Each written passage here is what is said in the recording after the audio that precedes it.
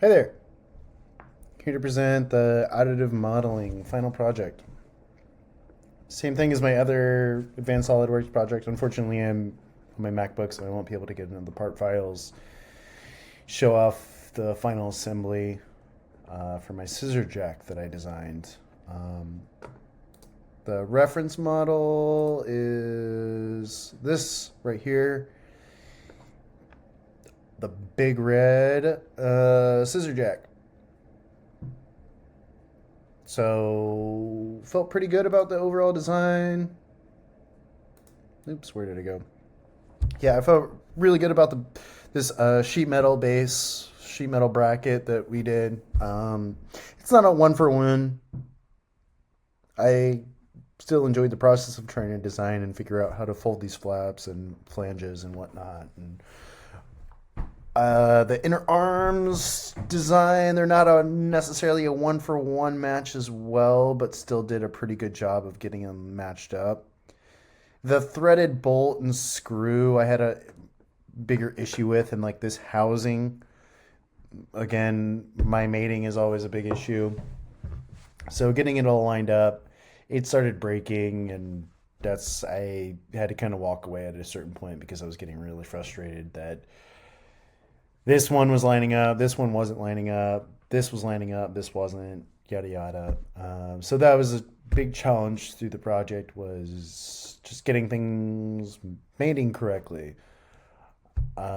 Design is always crucial in the beginning, and I felt I actually had a somewhat decent design, and it was a pretty basic look.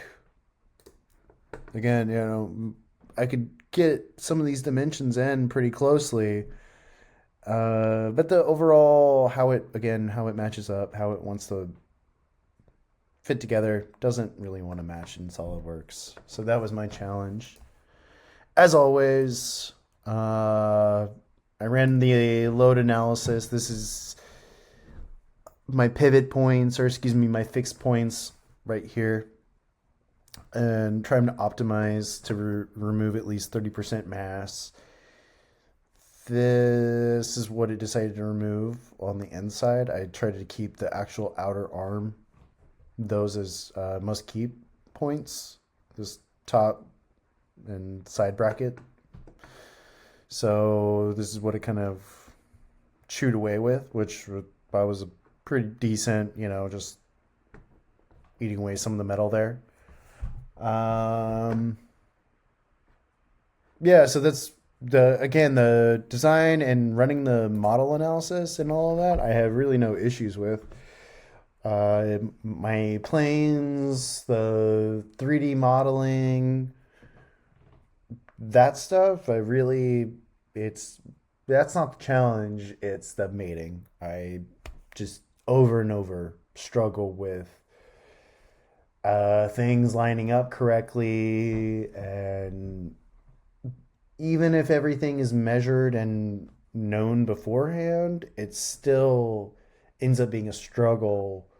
Uh, because again, just because it looks like it should doesn't necessarily mean it's going to want to mate how it looks, which was my biggest hang up, and how I tried, why I was circling back constantly on different parts, different designs.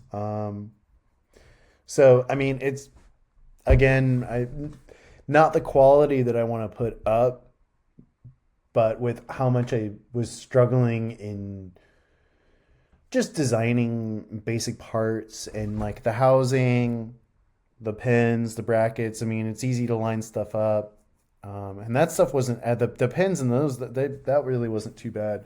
But these inner arms, these heck nuts, getting this screw that didn't want to work. So it's, again, mating is my biggest struggle.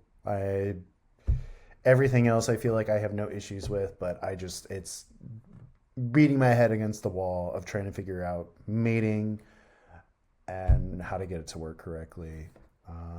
So overall, uh, optimizing the part, I felt getting these arms, they had the most bulk on them. They were taking the most weight pivot point. Like this, obviously, this top bracket would probably be taking a lot, but it's already pretty thin, and the way it's manufactured, you're not going to like lose a lot of material there and resistance. So I thought these arms and trying to get those a little bit toned down would be the best point.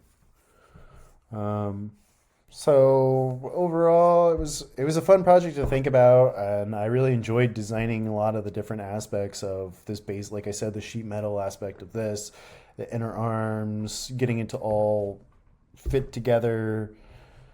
But once I got it to fit together, that was great. But actually, then mating it was the challenge.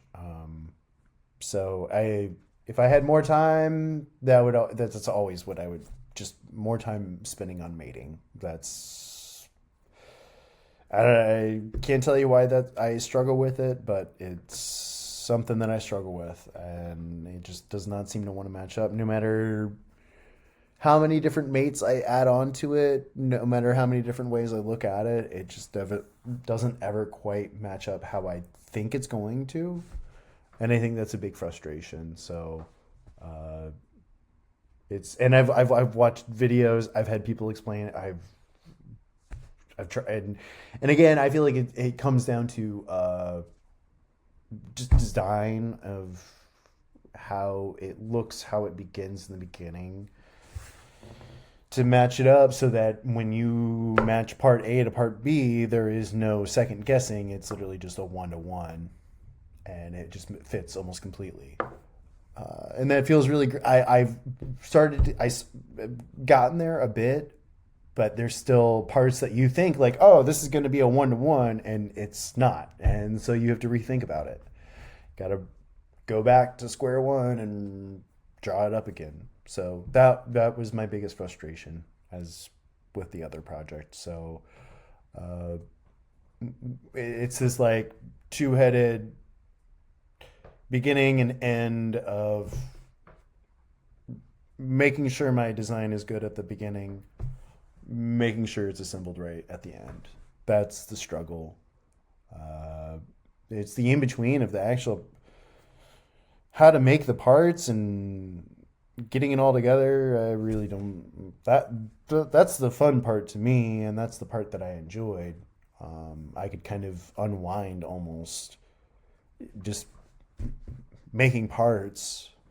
It was, I won't say it was easy, but I enjoyed the thought process behind it. It was always the assembly that I really struggled with, and that's when I would start to bang my head against the computer. So I think if I continued with SolidWorks, that would be my next step, is like how to really properly mate and make sure that all my parts are designed to incorporate that mating correctly. So overall, it was a great term. Thanks again, Troy.